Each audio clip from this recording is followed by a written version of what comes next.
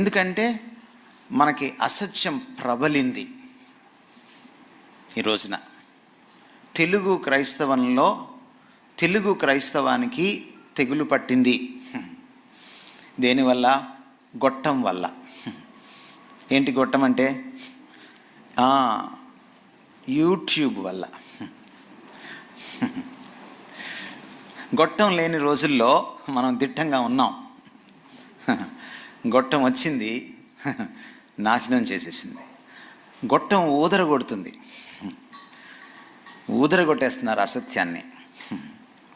అసత్యం హల్చల్ చేస్తుంది, ఈ రోజున వైరల్ అవుతుంది.